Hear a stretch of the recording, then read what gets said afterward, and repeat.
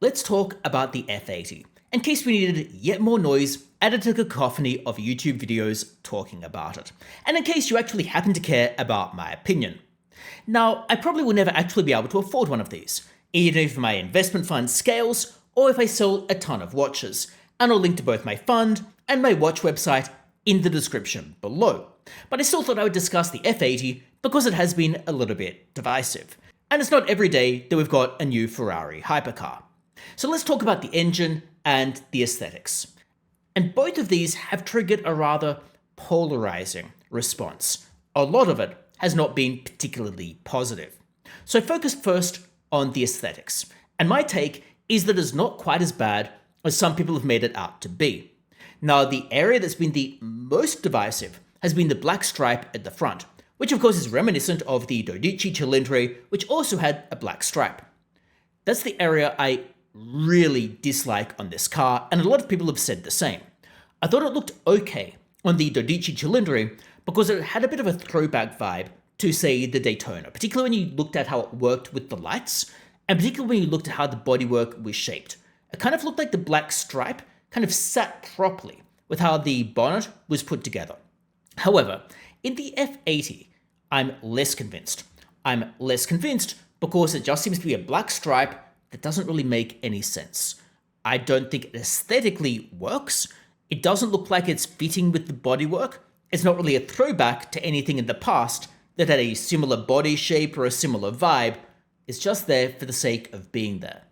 I think Ferrari is trying to tie together its models, but I don't think it works or even makes any sense on this car.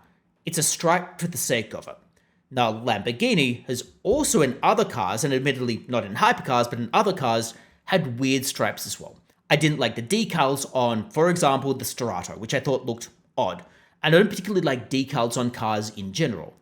I also think that in some of the Assetto Fiorano packs on other Ferraris, you've got some interesting paint and design choices that I think can look a little bit undesirable. So perhaps Ferrari, to my mind, needs to work on the odd paintwork. So that's the first thing. The second thing in relation to aesthetics is perhaps the side profile. The side profile I'm less concerned about, but I'm still not the biggest fan. It looks weirdly boxy to me, and others have commented similarly. I can't quite put my finger on why I don't really like it. Maybe it's the vertical line at the front. Maybe it's that you appear to have right angles from a vertical line onto the bottom of the car, which really accentuates a bit of a boxy feel. And I'm not the only person who has said that. If you go around to the back, I don't dislike the back personally. I know that some people have been rather negative about it. I think it works okay. Some people have been a little bit concerned about the lights. They've said it kind of looks a little bit Corvette-like. I'm not necessarily so convinced that it's that bad, because I think everything kind of flows together around the back. I think it's better than some of what we've seen come out of Lamborghini as an example. I think it works alright. I think the wing is also fine. I actually quite like that the wing is kind of this fixed plane that has a bit of a reminiscence of the F40 and the F50, so I think it's a nice throwback. I also actually think it looks good on the car. If we look at the top profile, I also happen to like that, particularly the engine canopy. And I kind of like the slots that we've got there. I think that works well. I think the top profile functions fine. Now, I know that some people have said it's not flowy enough or elegant enough to be a Ferrari.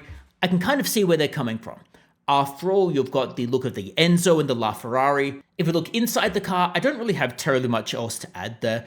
I'm not, again, the biggest fan of screens everywhere. I think screens run the risk of looking dated quite quickly as technology improves. In terms of the fixed seating position for the passenger, I mean, that's cool. It's something nice to have in a hypercar.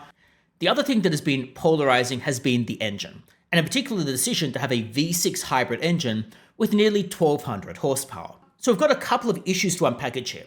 Firstly, the horsepower figure is quite impressive, but it's not quite as impressive as, say, what the McLaren W1 was doing in terms of horsepower per ton. The McLaren might have a beat in a power to weight ratio perspective, and in the case it is a high figure, an especially high figure to have gotten from a V6 hybrid. The V6 has been the polarizing bit, because the other Ferrari hypercars have had a V12, and V6s just feel underwhelming and not very special. I know that Ferrari has done a lot to this V6, coming from his Le Mans car. However, it still doesn't feel quite as special or interesting as a V12, particularly given the heritage of the hypercars. Ferrari has, however, been doing more of these efficient engines over time, so this appears to be a sign of things to come. After all, they're doing more and more hybrids, and they are looking at electric cars, which I suspect are probably not going to sell particularly well, given that the buyers for hypercars and supercars seemingly aren't particularly enthused by electric vehicles.